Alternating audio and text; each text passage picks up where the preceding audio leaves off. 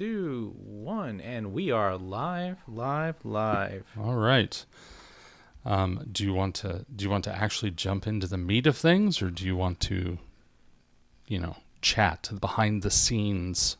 Well, I think that, if you want to try another intro, you can, but... Okay. Well, welcome to another Tyru Studios live stream. This is lucky number 13, and it's sure to be filled with thrills and chills. You'll pay for the whole seat, but you'll only use the edge. Yeah. What do you think? That was actually pretty good. Yeah, since it's the 13th live stream, I tried to talk Sean into reviewing Ouija boards, but he wasn't into it. He wants to talk about flutes. Yeah.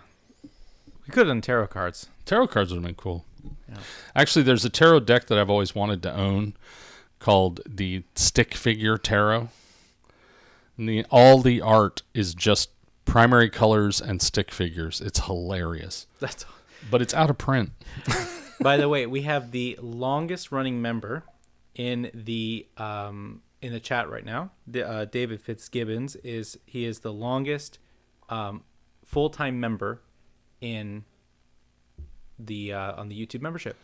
Well, congratulations. There should be like a badge or something. He does. He has a badge. He's got a purple dragon. Oh, okay. All right. I just wanted to make sure that there was something. Is there something for like King of the Hill, the person who's been there the longest? There should be something like that. I think that we'll find something for David. I think David deserves something. You have to be careful though. We can't hype him up too much because you don't want the guy that's number 2 to go hunt him down. Oh yeah, that can happen. Right, so that he could be number 1. So.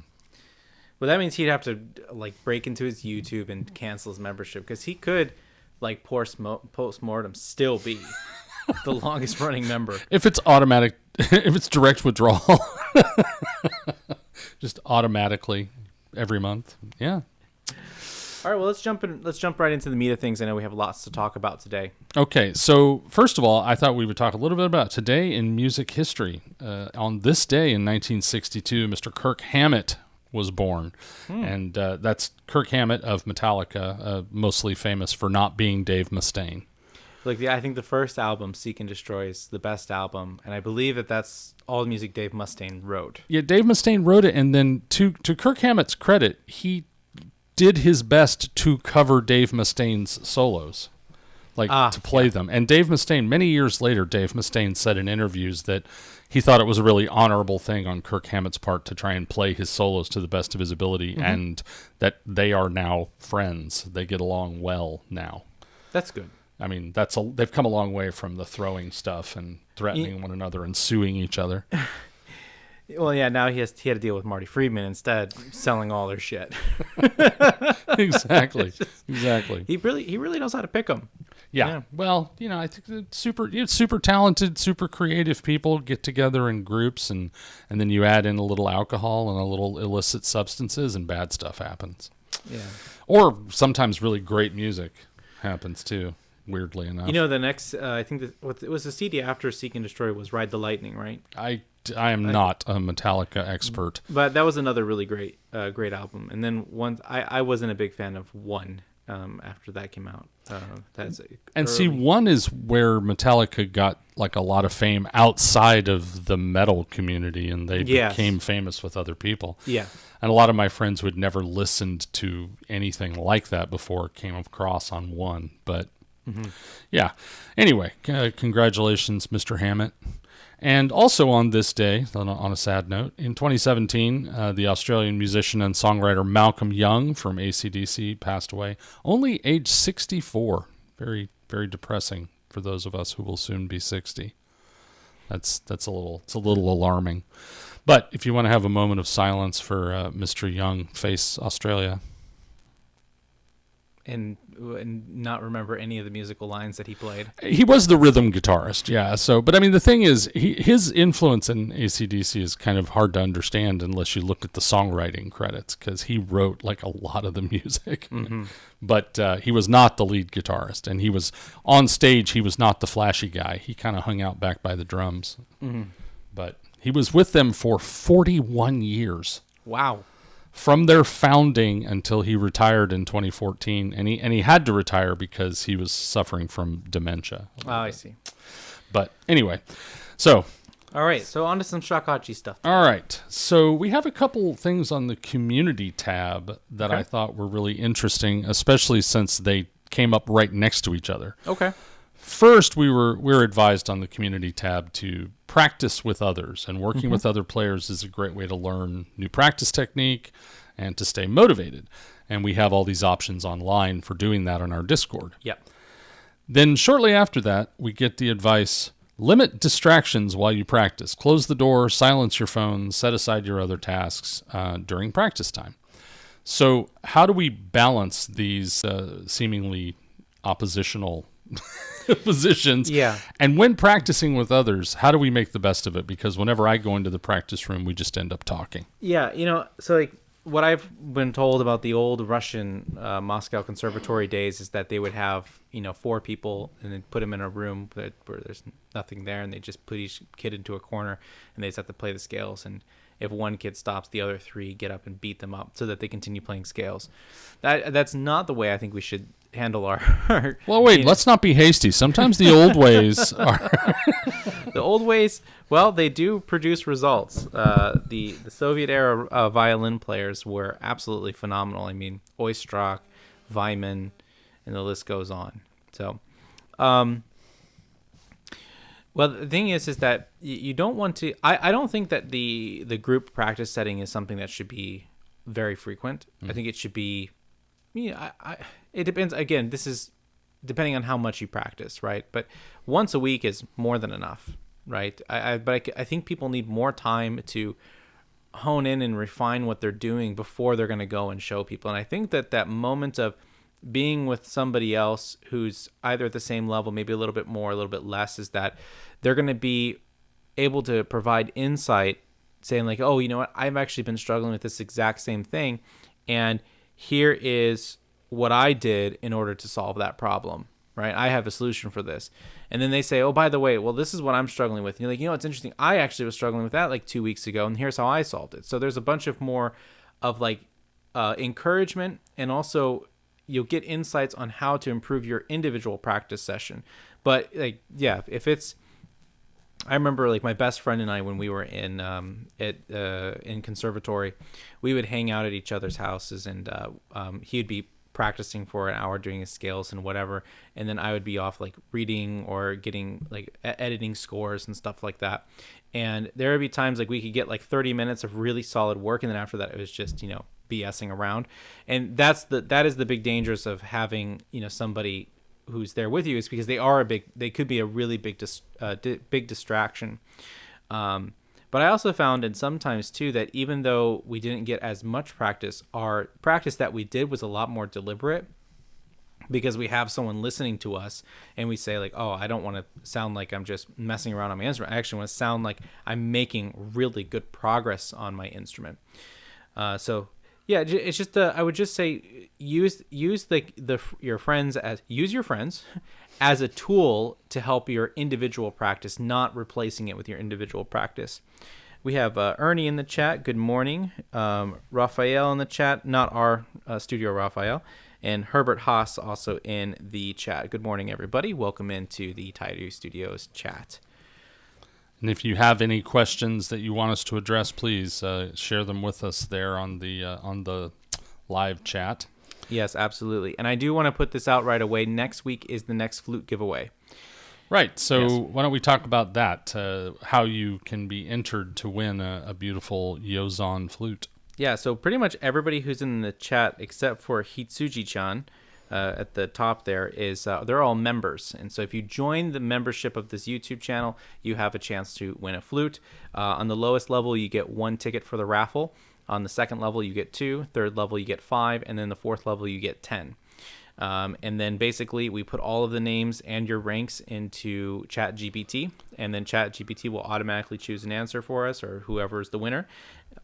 You just message me afterwards if you win, you confirm, and I send it out to you. And you don't have to pay for anything except for the potential tax that it would come into. There's nothing I can do about that. But everything else is free.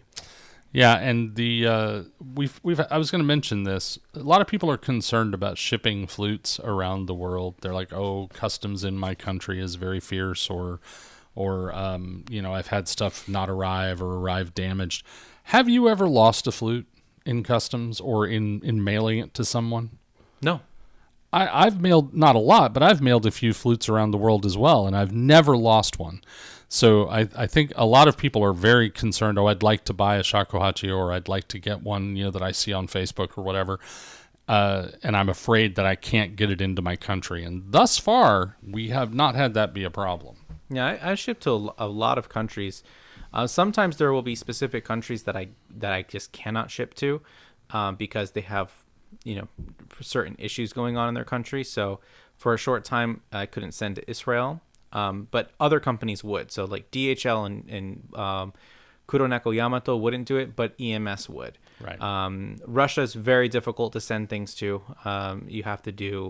Usually you have to send it to somebody in a neighboring country, and then they drive it over.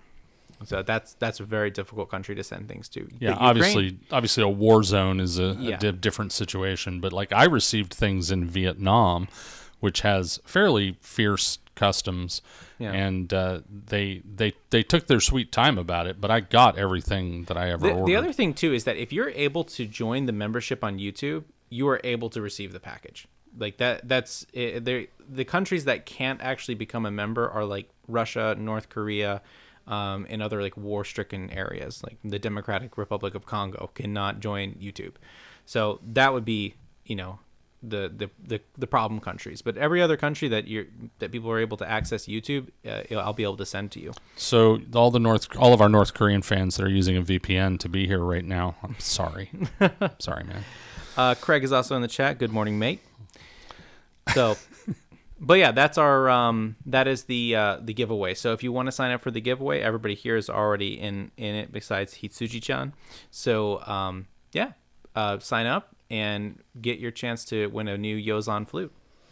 All right. And I think that on the other side of that question, the limit distractions side of that question, there's a lot of potential distraction even with the phone, because we tell people all the time, use tonal energy tuner, TE tuner, to generate drones. You can use it for a metronome. You can record yourself on various different apps on your phone.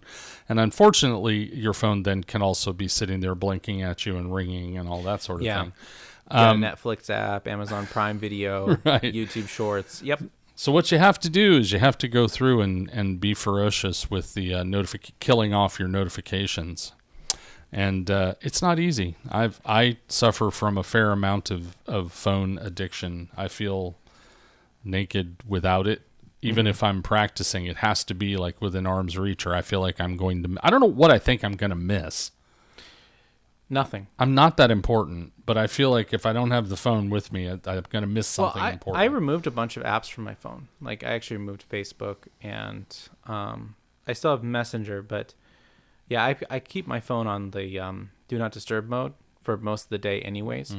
But no, like as soon as you pick it up and you say like, oh yeah, I want to show the student something, or I got to look something up, and then before you know it, you're on it, and you're like going, oh, that's what she's doing this weekend. Interesting, right? And then like you go into the whole entire black hole of things. So if you can have like a Korg tuner or whatever, or if you can have something that's external to your phone, that's great. But you can also download apps that will make your phone a dumb phone. Yes. And so then you can only access certain things. So you can say, look, I want to have my phone only be able to access my metronome and my tuner and this recording app, and it's only going to be able to access those things for the next hour. And that's a great way to everything. But also, I think another thing too is just we can all develop more self-control. I mean, there is the airplane mode button. Right? That helps a lot. Put your phone on airplane mode. You can still use it as a metronome or a yeah, tuner. but you have to make sure the Wi-Fi is off also too, because then it will still access other things. But yeah, I mean, it's a big thing is just self-control, and I mean that's something that we just have really, really a big problem in our like, especially my generation and the generation below me, just maintaining a conversation for more than 15 seconds on a single topic is difficult for some people. Yeah, and I think eroding attention span is one problem, and the other problem is that the people who make these apps or who put the phones in our hands, it is in their best interest to keep us there as long as possible. So they've made it just the most addictive, Yes. candy coated potato chip crack that they can come up with. Fast moving colors. I mean, that's speaking of that kind of stuff, it's one of the reasons why we stopped letting my daughter watch Cocomelon, because Cocomelon is literally designed to make serotonin and dopamine hits in the children's brain, and that's how they have such fast scenes, and it's timed out just perfectly, so they become addicted to it. So we just stopped letting her watch it, and we replace it with other TV programs when we need to have an hour of just myself laying on the bed and just staring at the ceiling. And so, but even here, like my phone is here, and there's also this like almost even natural instinct of just wanting to grab the phone. And another thing that's really interesting, though, we'll get back on the shakuhachi in just a second, is that there are people who actually can feel their phone vibrate when in their pocket when it doesn't vibrate. Even like ghost sensations? Yes, ghost sensations of it. Even if the phone is not in their pocket, they can still have ghost sensations of it vibrating. Wow. So if you just think about that, it might make you want to put your phone down and whatever. So it's nice that we all, do something that's much more natural and real world, like playing shakuhachi. Yes. So maybe get away from your phone. All that stuff about the metronome and all that, that's great. But when you don't need it, just turn your phone off. Yeah. Yeah. But it will still listen to you. I mean, not till this live stream is over. Yeah, wait until the live stream is over and then turn your phone off, right? That's the thing. Exactly. All right, let's go back to some more shakuhachi stuff. All right, we also had a question that, or rather, I came up with this question listening to Sean talking to another student. We hear a lot about not being repetitive, and Sean corrected me earlier. It was Bartok that said if you're going to play the same passage again, that you should vary it somehow, make that passage different than the first time you played it. And we also know that repetition is a way that listeners connect with pieces. So how do you balance these sort of competing urges to play something exactly the same way you played it or to innovate? So there's different types of repetition, right? So you have like a pure repetition. So think of like Edgar Allan Poe's The Raven, and the Raven said nevermore, right? And that line continues and hits every single time, but everything that Quoth the Raven, nevermore. I had to get even with him for the Bartok thing. Yeah, well, you know what? That's fair, because look, I'm the music expert and you're the literature expert, and that's fine. I'll deal with it. I can accept that. So anyways, that quote the Raven nevermore, that idea comes back again and again and again, and it has a sort of musical effect even in the poetry itself. So sometimes we have those sort of things in the shakuhachi music as well, and you have a choice. Either you can repeat it exactly the same way every single time, or you can vary it slightly. But I guarantee you that if someone was to read the poem, they would not say, quote the Raven, nevermore. Quote the Raven, nevermore. They would say it differently every single time it would come. No? Yes, definitely. So that kind of difference of, syllable emphasis can really change, how something is understood. So, for example, if I was to say the sentence, "This is a cat," then you'd say, "Yes, this is a cat." But if I say, "This is a cat," this is a cat. Yes, or "This is a cat." This is a cat? Yeah, all those.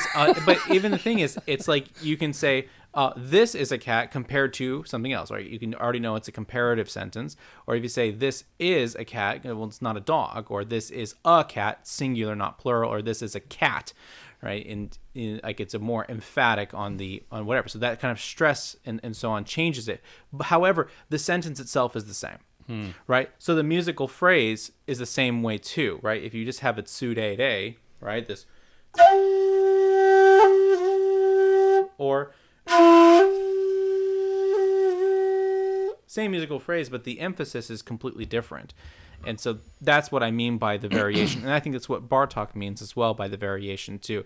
It doesn't necessitate that you have to add in a bunch of new notes or change things in that sense, but expressively it should be changed.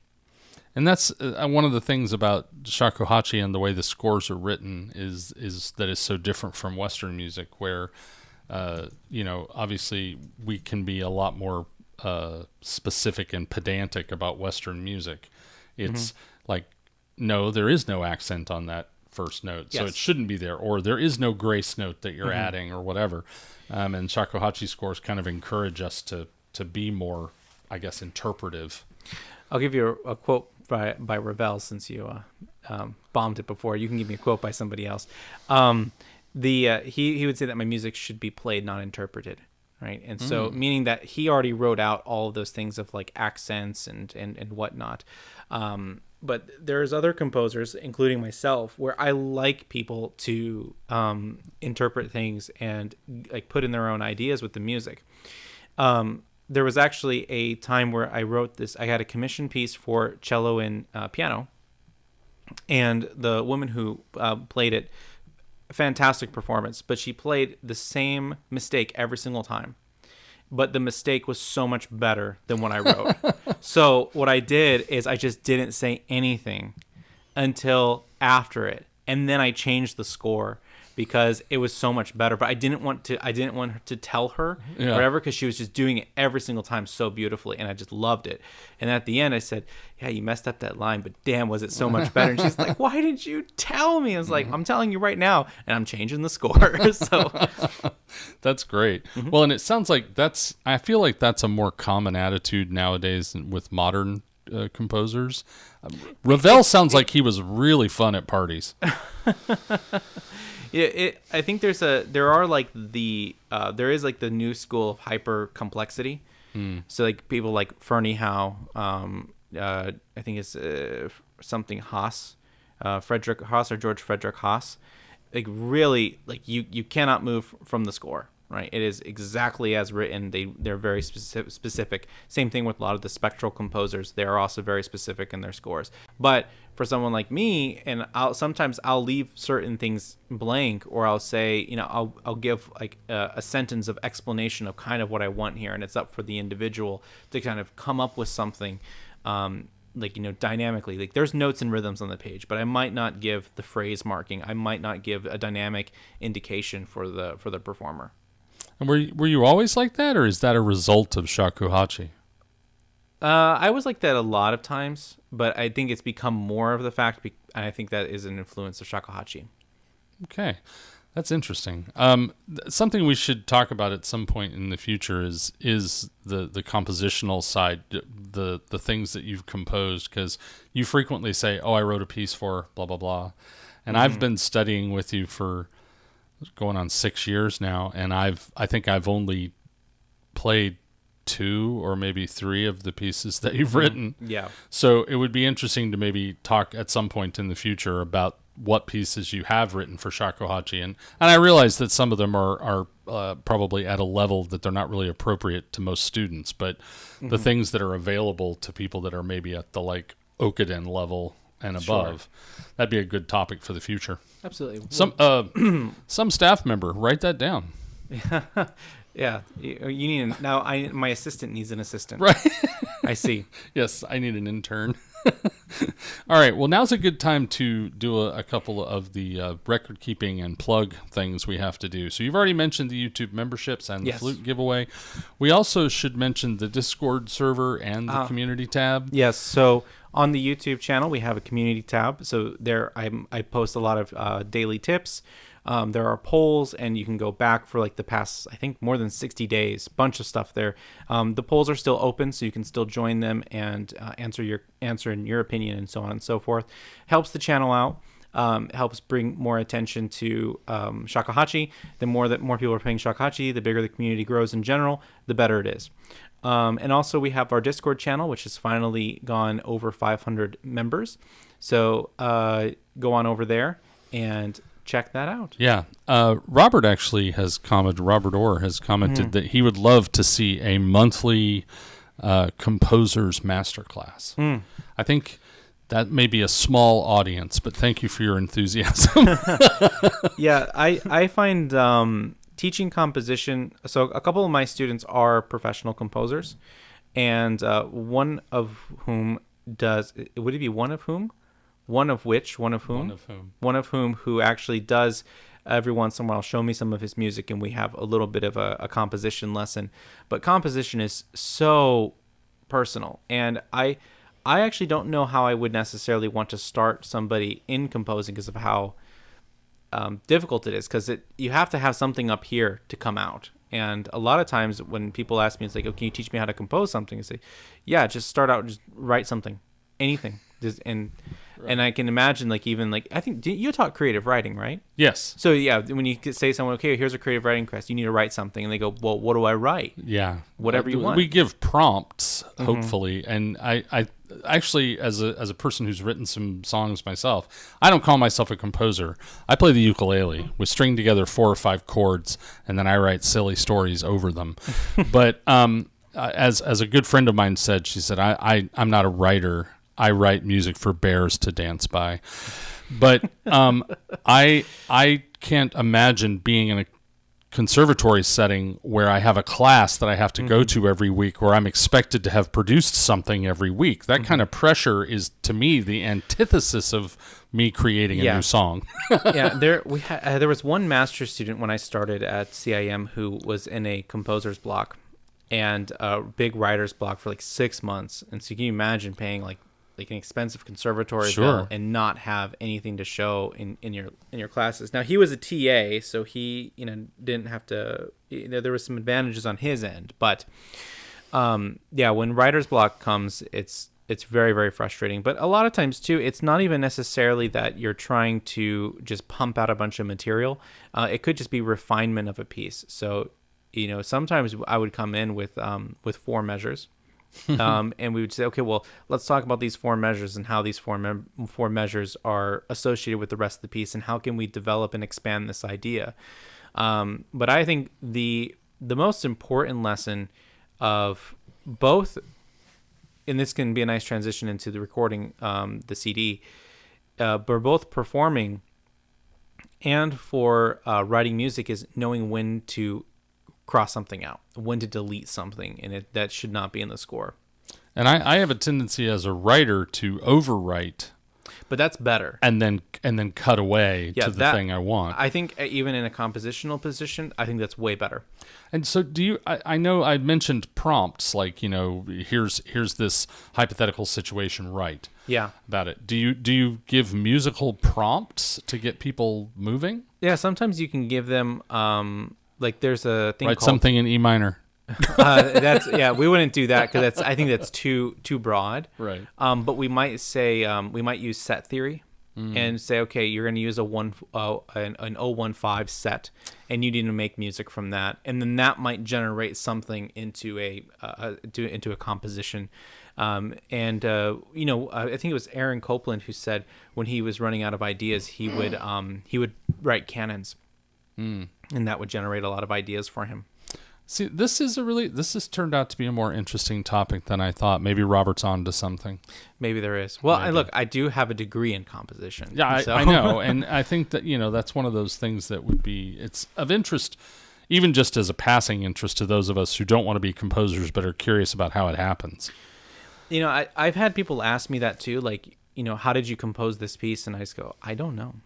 Because sometimes it's, and also if someone says, can you tell me a little bit about your piece? And I go, I have no idea. But I actually was talking to a friend of mine in conservatory, and she was a technical writer, and she was my technical writer when I was there. I used to write my own, I would write up something, here's what the piece is about, okay, now make me sound better. And she told me that, like, yeah, she would write a 250 page short novel, and then the author would, or the Editor. the editors would say, okay, you need to write us a little blurb about it, and be like, what did I just write? And like, how do I sum this up in 2 paragraphs? That's a professional writer right there. I don't know how much I've written over the last 9 years of freelancing, but I literally can't remember about 90% of it.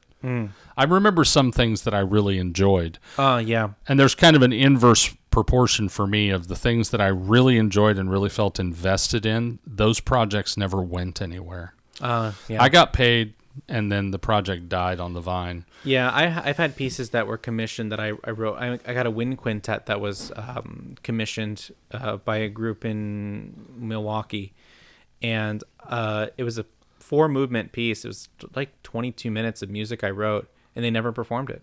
Oh, that's rough. So yeah, I got paid, but it's like I was more looking forward to having my piece performed. Yeah. Rebecca and I, my wife and I, we wrote a long piece for a game that was being developed, and the bad guys in the game were the Sumerian gods. So it was Enki and Anu, and it was really cool. We got really into it. We were like studying Sumerian history and all kinds of stuff. And we wrote something that I thought was a super cool lore for this game that never got made. That's sad. All right. So speaking of making things, yes, you have another album that you're working on. Correct. And today is a recording day, right? Wednesday. Oh, Wednesday's a recording day. Okay. So the last time we did the live session where I was able to do 9 out of the 10 tracks. And what I like to do with the CDs is I wanted to do all of them in one sitting, where it's just every single track on the CD was going to be done at that time, and there was going to be no breaks, and it's just absolutely straight through. And that's what we did for the first 9, until we realized that we've been sitting there for 2.5 hours, recording, and the sound engineer was like, I have to pick up my daughter from school, right? So it's like, oh man, okay, well, we'll just do the next CD and we'll add that last track from the last one on there this week. So this week I have a set of 11 pieces that I'm doing. The third CD is just massive because a lot of the pieces are really long. I don't think none of them are categorized as short pieces. None of them are under 5 minutes. Most of them are over 8 minutes long. So can you tell us a little bit about your recording setup? Like, you're recording in your own home. Yes. But it's not a full studio setting. Yes, correct. In fact, it's this room, right? Yeah. I record in this room, actually, about in this spot too. But I have my recording engineer friend come. His name is Dwayne Levy. He runs Shale Stone Music. So he does like artist management in Japan. He has people come out, and he does lots of conventions, and primarily with jazz and rock and so on. And he'll come and he brings a bunch of mics, and then we set 2 mics up close to me and then 2 mics up on the ceilings, so we kind of get the natural room noise. And then we just check levels, and then we go, all right, play. And then I just play for 2.5 hours, 3 hours, as long as he has, to try to get the CD done. The first 2 we did in one session. It was no problem. The third one was the one that was super long that we had to unfortunately break, because the last piece is 20 minutes long that I wanted to do. And so that will start this Wednesday, and then that will finish off the first CD, and then I'll do the last CD, all 10 of them. But what I'm doing that's a little bit different than it is that I don't do any editing. I don't do any cuts. It's just sit down, mic, play, run through the entire piece. If I make mistakes or whatever, that's it. There's no second take. It's just one take, one and done, and that's it. So it's as honest of a performance as I can give. I just work my butt off the week before and just learn the pieces as best as I can to my highest ability, and then I record them and then put them up. That actually leads into my next question, which was about how do you prepare for one of these recording sessions. I think in essence, you're preparing for a recording session that sort of mimics a long form concert. Yes. And since it's this, I guess you would consider this a chamber setting, right? Mm-hmm. It's not an auditorium style thing. So I'm just curious how you prepare. You're looking at me like I practice. Yeah, I pretty much that's it. I just practice. I don't really. I'm not.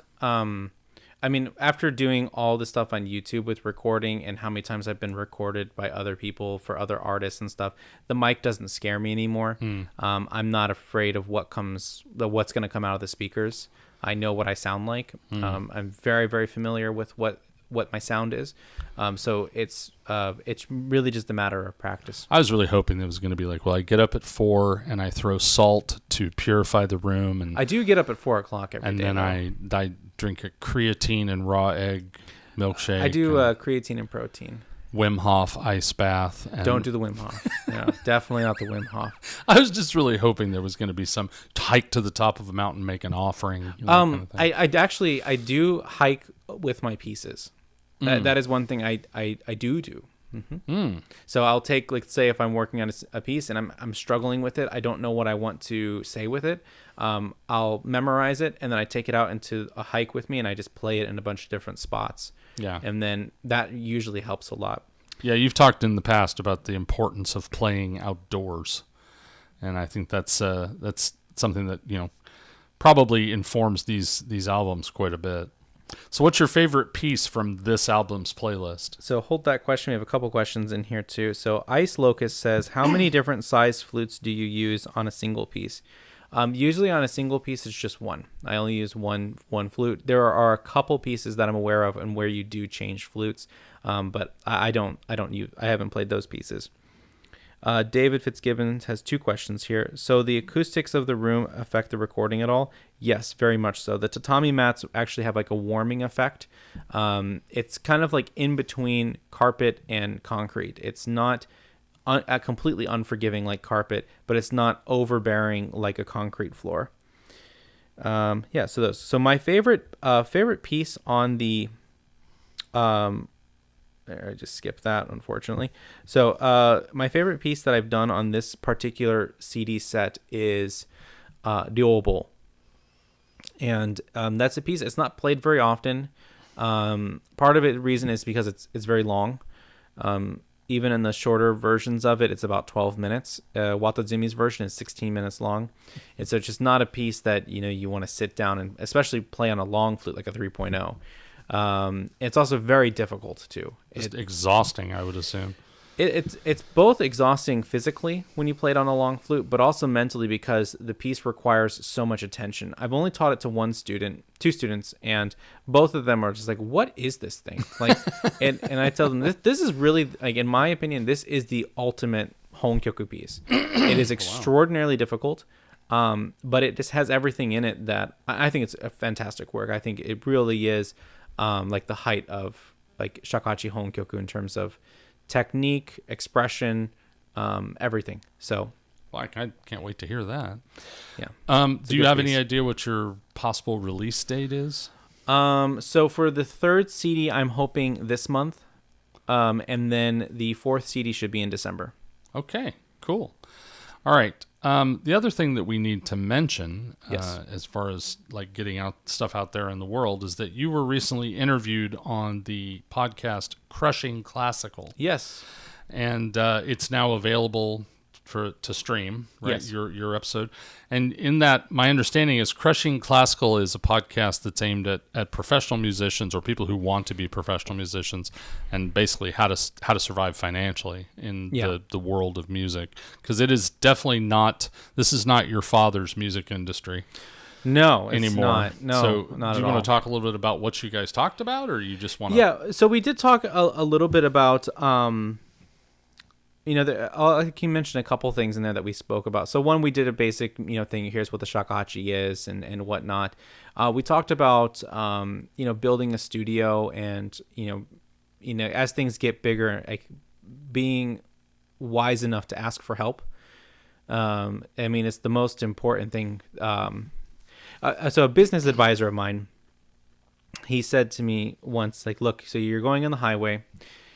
Your car is going 160 miles an hour, okay? The gas pedal gets stuck and there's no brake anymore. Emergency brake doesn't use. What are your options? You and your friend are in the car. And then, I would say like, I can pull off to the median or something like that and let the car naturally slow down on the grass. It's like, oh no, there's no median. It's just straight big drop. Okay, well, I'm gonna go and do this thing. Because no, that can't do that because that you're dead, right? You're dead if you do that. And then it's like, well, I don't know. What should I do? It's like, dude, you call for help, right? And that's the answer, right? That's the correct answer. But the problem is that my age group, anybody from, basically from 15 to 45, their typical answers were the ones I just gave. Like, you're going to do it yourself, and you're going to brass knuckle it and figure out a solution. But the correct answer is ask for help.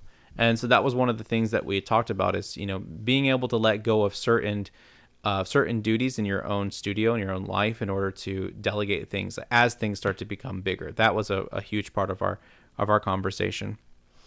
Yeah, I listened to it the other day. It's filled with all kinds of information. Even if you're not planning on trying to make a living from shakuhachi or from music in general, it's got a lot of good insight on just kind of the life of a musician and the kind of not letting it drive you crazy, enjoying it rather than being stressed by it all the time. Yeah. So because there are very stressful things like, teaching a full student load is exhausting. Which is a wonderful segue. Oh, you're welcome. It's a wonderful segue into, if you want to study the shakuhachi, and you are, want to do something more than the YouTube membership, you can contact us here at Taidu Studios. I believe your teaching docket is full at the moment, right? Yeah, it's full, but yours is not. That's true. My teaching docket has some slots, and we have several other associate teachers here as well. Do we want to name check people? Yeah, so both Robin and Svenja are open, and Mike are taking students. We have 4, including yourself. Yeah, so if you're interested in studying, or maybe you're already studying with the YouTube and you want a personal touch, contact us at Taidu Studios, and you can go to Sean's website, which is seanheadmusic.com. That's right. Or you can come to our Discord. If you just knock around the Discord and go, hey, I want someone to teach me, someone will respond, I promise. I think I typed in my email correctly. Yeah, I did. All right. The last thing that we had on our list of specifics to talk about was, we had another comment on the community tab about your flute smelling funny. Oh, yeah, that thing. Yeah. And I personally have not experienced this. My flute still smells like a campfire for the most part. Yeah. Because my flute is, my main flute is Susadake. And I don't think this one has smell too I much. think it's worn off on yours. This one? Yeah. It's mostly the lower finger holes. Yeah, no, it's worn off on yours. How long have you had that flute? This one I've had probably for 8 years now. Yeah, my Susadake flute still, if you smell hole 1 and 2, it still smells kind of like a barbecue or a campfire. But but some people do have problems. I think particularly with Jinashi flutes. Yeah, hochiku, ones that don't have the lacquer on the inside. Yeah, they have a problem with like saliva collecting in the fibers of the bamboo itself, and that causes bacterial growth. Yes. So we always talk about vinegar. You put vinegar on the cloth and pass it through there. Have you ever had this problem? No. I never have either. And I just wonder, like, is this one of those shakuhachi myths? I think that what's happening is just that people aren't cleaning the flutes after they're done playing them. So especially if you have a raw piece of bamboo that it has not had any finishing work on the inside or the outside, like it hasn't been polished and it hasn't, you haven't done like a linseed oil treatment, or you don't have lacquer on the inside, then yeah, you're gonna run the risk of, anytime saliva builds up, you're gonna have a mold issue. Same thing if you eat something and then you go and directly play your flute, you're gonna have a mold issue. Especially things that have high sugar content in them. So, your frou-frou Starbucks coffee, not a good idea to get any of that like lodged inside the flute when you're playing. But an easy way to prevent it is just clean it afterwards. Just put the tsuyutoshi through and you're fine. Actually, I don't understand how somebody could not swab their flute, but I am a very wet player. There's a lot of moisture in my Airstream, and it's not just with the shakuhachi. I had the same problem with saxophone and with harmonica as well. Do you have that problem with when you sing? No. I think, well, I don't know. There's a lot of possible reasons for that, but when I'm playing a woodwind, I've always been a wet player, and I get with the shakuhachi, of course, because we don't have anything. The holes are direct. You get the dampness on your thumb. As soon as you feel the wet thumb, you're like, well, it's time to swab. Yeah, it's time to swab. It's going to happen more in the winter time too. So as things are starting to cool off here in Japan, that will also become more of a frequent issue. And it'll be a very big issue for you this week because you have your own concerts. You want to talk about your little concerts? Yes. I am going to be playing at Nara Park. When you see the deer on YouTube that bow to people and the people give them treats, I'm going to be there playing, and I'll be there 3 nights, the 19th, 20th, and 21st, and I'll be playing a mix of hankyoku and some fukudarando and modern pieces. And it's not, I wouldn't say concert exactly. It's an exhibition where I'll be there for like 4 hours, but I'm not going to be playing nonstop for 4 hours because nobody wants to hear that. Yeah, you'll be there doing like probably about 15 and 20 minutes of playing, and then you'll be shaking hands, kissing babies, signing names, all that kind of stuff. Yeah, and we'll play a little bit each hour so that people can come through. They get a little shakuhachi, they get a business card, a little explanation. And it is really surprising. Obviously, there are a lot of tourists that come through Nara Park, but it's really surprising how many just Japanese people, the shakuhachi is something that is not common parlance for even native Japanese people. A lot of times they know what it is, but that's about it. So they have a lot of interesting questions. So if you happen to be in the Nara City area, come see me. Yeah, but that's a good point too, is that it's not a very, it's not the popular instrument of choice in Japan either for students. They much rather would do a Western instrument. If it's a Japanese instrument, they're much more likely to pick up koto or shamisen. I was going to say, I think shamisen is the rock star of Japanese cultural instruments now. And I would be qualify it with tsugaru shamisen. Yeah, tsugaru. Yeah, definitely. So the shamisen world is very complex. We have a sister Discord server that is Kyle, Big K's. Big K. His Discord server, Bachido, and it's I sort of dipped a toe in there just to see what was going on, and I was just lost. I don't know what they're talking about. They do a lot of like making stuff. Like it's not just playing the pieces or talking about minyo music. Yeah. There's a lot of stuff about when I'm making my dole, the body of the instrument, I'm having this kind of problem with this sort of sound or whatever, and then they'll talk about how it resonates different with certain whatevers and stuff.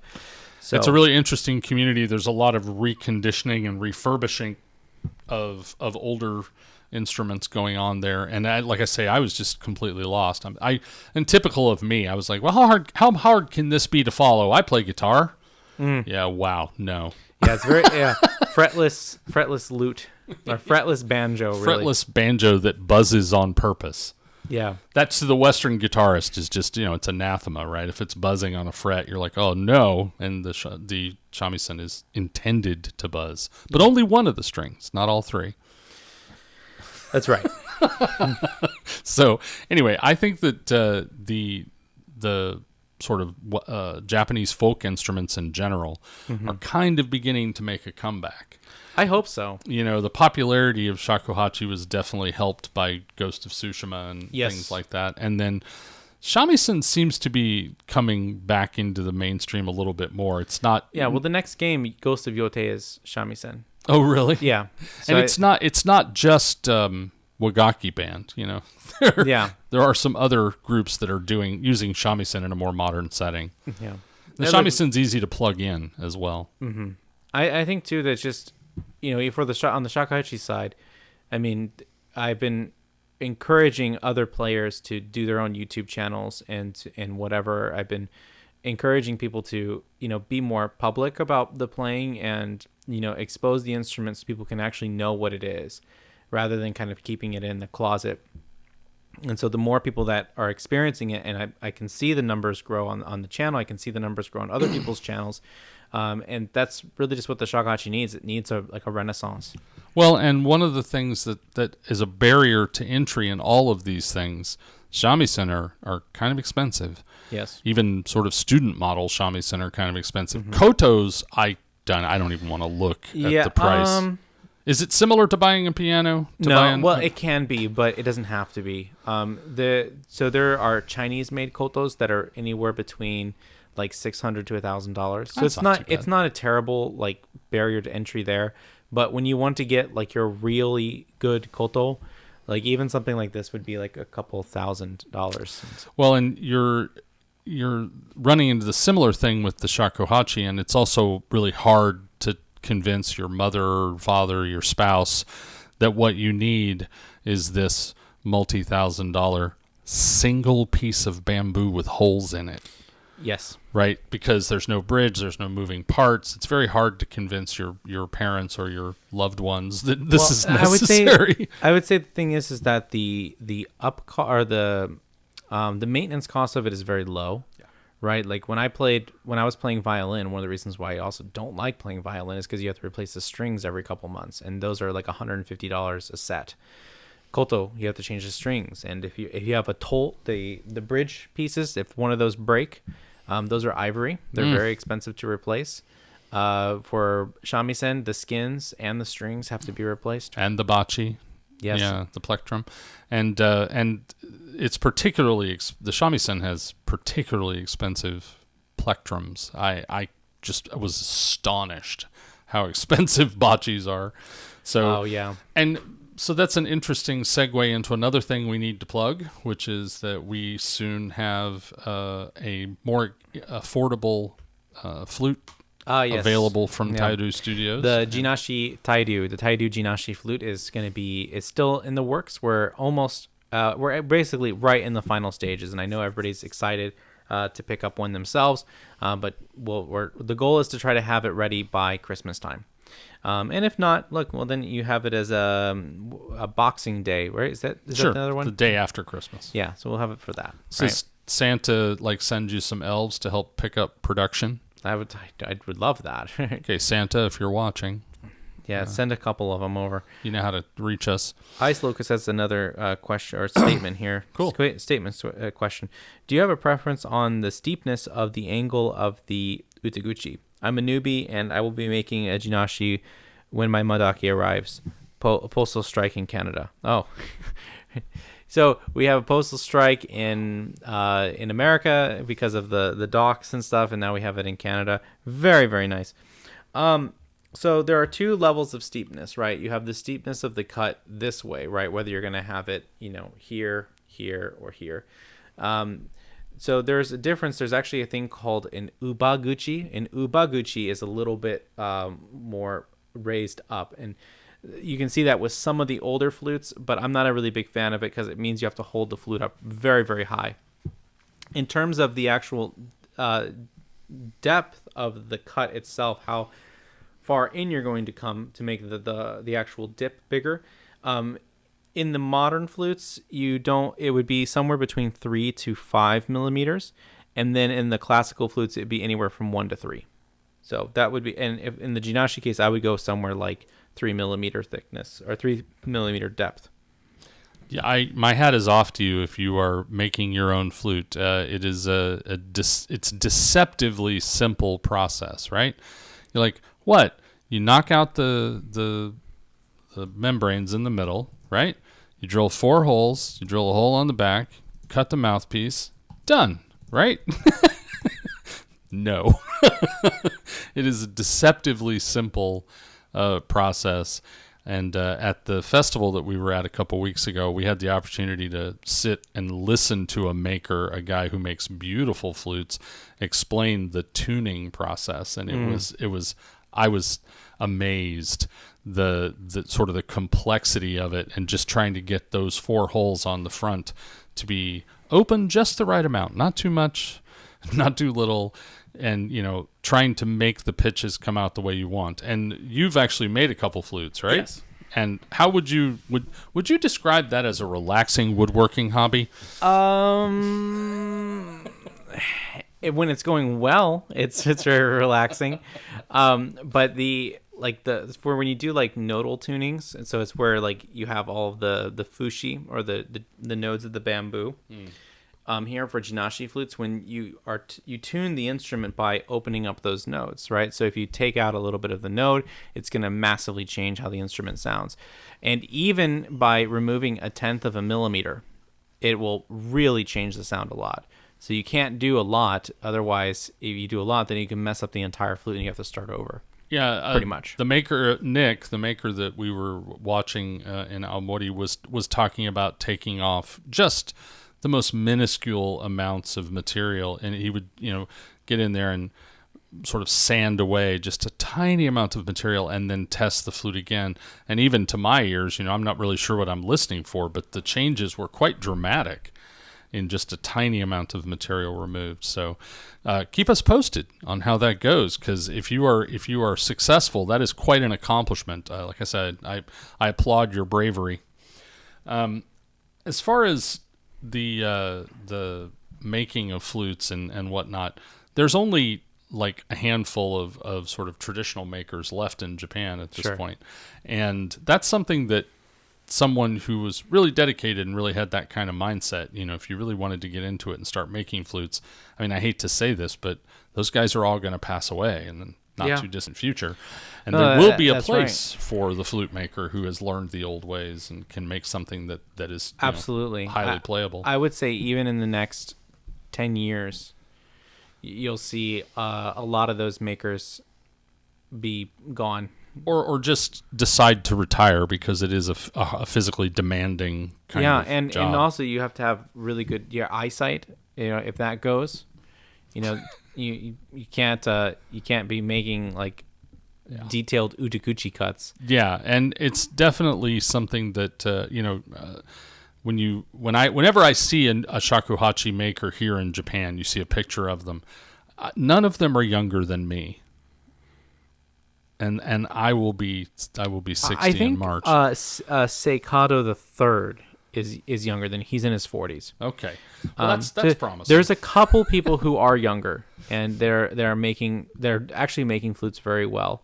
But really, I can only name like maybe 5 names. Yeah, it's kind of grim. So if that's something that you're interested in, that could be an avenue for you. You should definitely look into trying to make flutes in the traditional manner. There's a lot of potential in the shakuhachi world just because there's so few people doing it. Like, in terms of even performing, even teaching. Like, we can say, there's a lot of teachers out there, but like, really think about that. Compare it to an instrument like the Western flute. Okay, shakuhachi's not even close. No. Okay, there is a lot of opportunity for more performers, for more teachers, and especially for makers. Right, and so the more people that jump onto the bandwagon and start doing shakuhachi as a professional endeavor, I see a lot of potential for a very beautiful career. That's very promising, rewarding, very rewarding.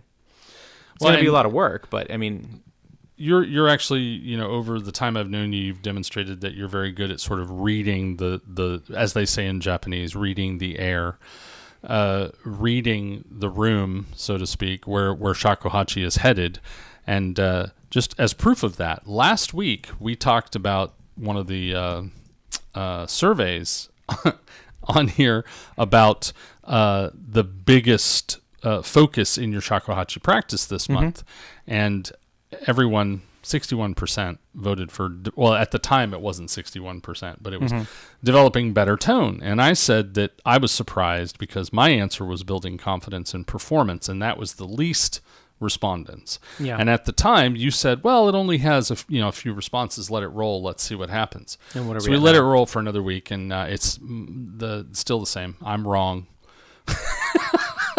What are the new percentages? The new percentage is that 61% want developing better tone, And expanding repertoire and building confidence and performance are still stuck at 10%. And improving technical skills is 20%. So, yeah, I was wrong. So, yeah, when Sean says, hey, there's potential here, he might know what he's talking about.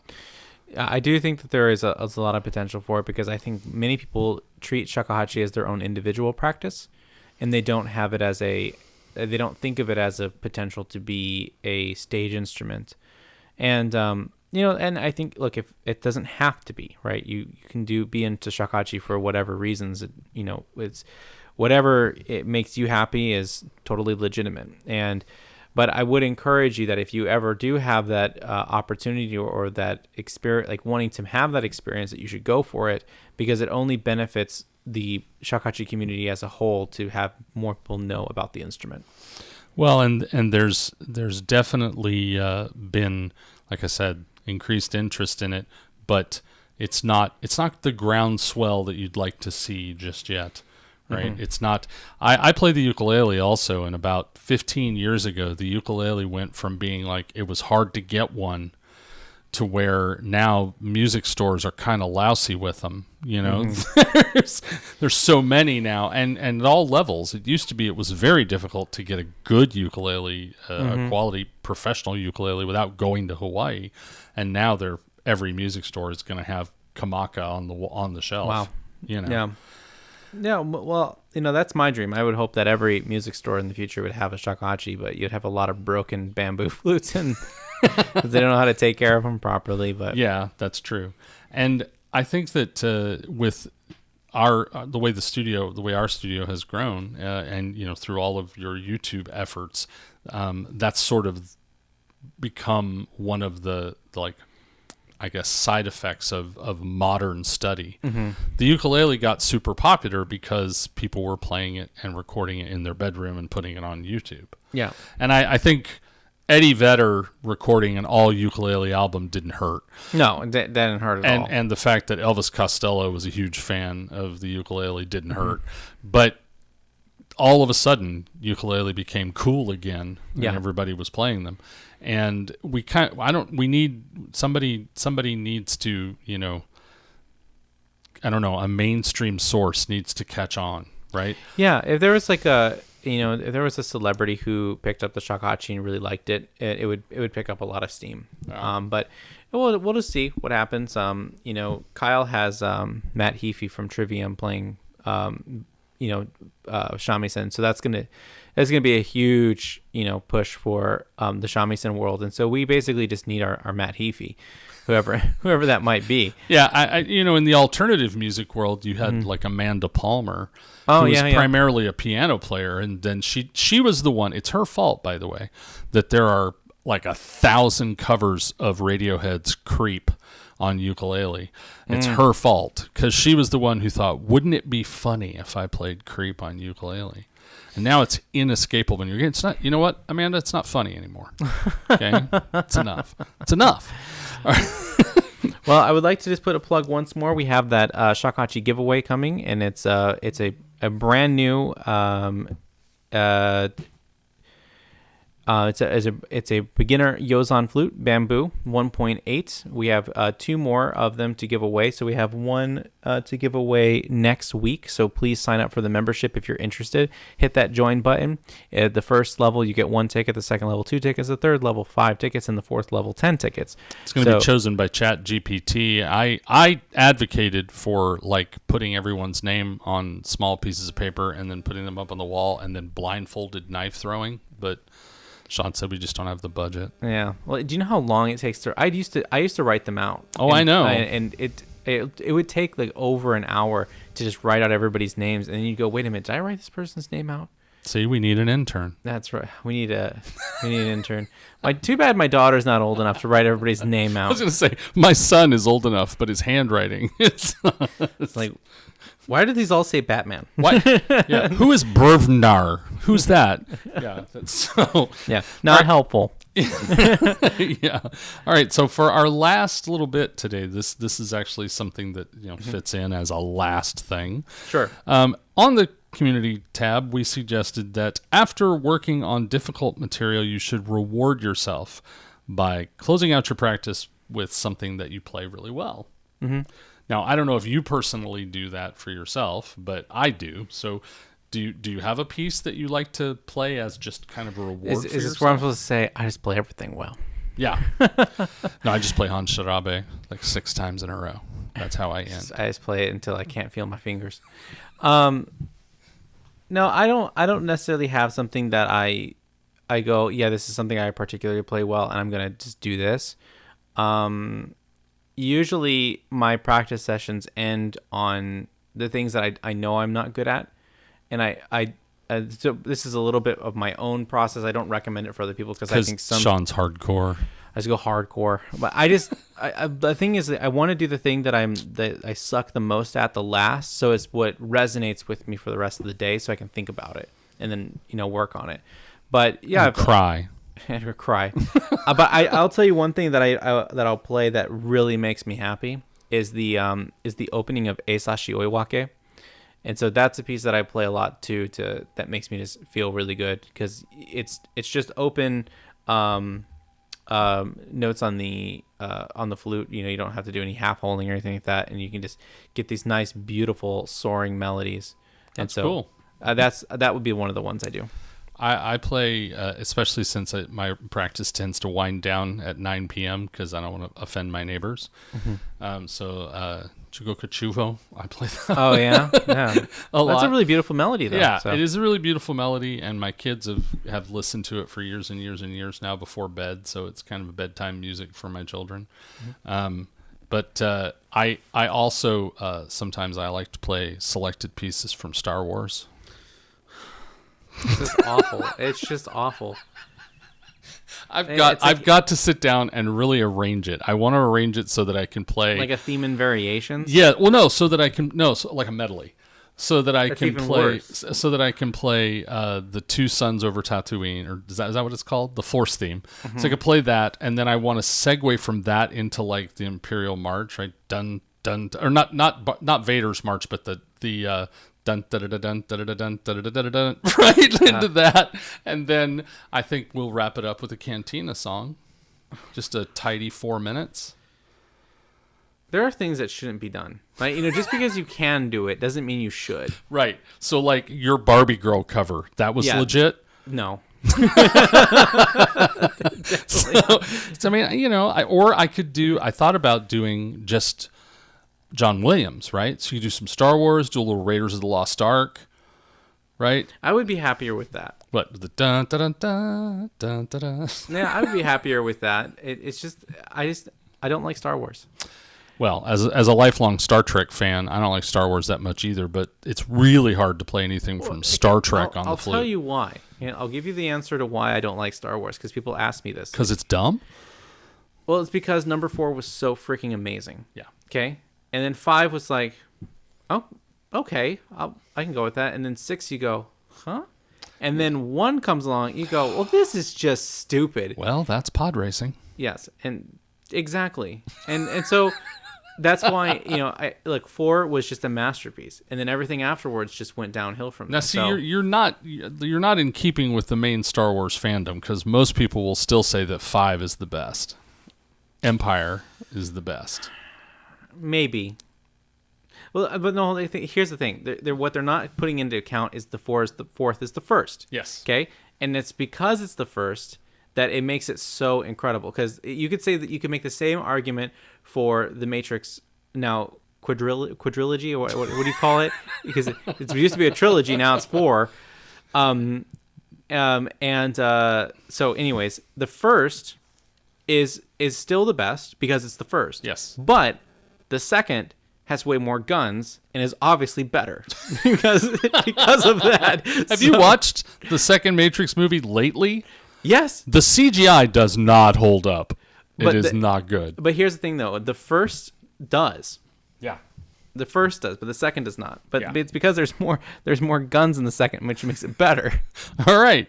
So now you've opened a can of worms. Now your comment section's going to be just a bunch of people with names like Ewok Lover 49, and they're going to hate on you for this. That's fine. They were born in 1949, obviously. Obviously. I'm a lifelong Star Trek fan, and so I just find Star Wars to be kind of I don't know, childish. I can't get into it. And I was the right age, man. I was 11 years old when Star Wars came out. Mm-hmm. I was like, this is awesome. And I went to see it in the theater like 6 times. But I just, no, as an adult. I mean, I like to hit people with lightsabers. That's fun. But yeah, I don't want to go into it because we could be here for 8 hours on why I don't like it. Right. So, all right. Well, on that note, this has been Tyru Studios live stream number 13. Please come join us on Discord or on the community tab here on YouTube. And if you want to study shakuhachi, let us know. We'll hook you up. All right. Thanks for watching, everybody. Thank you.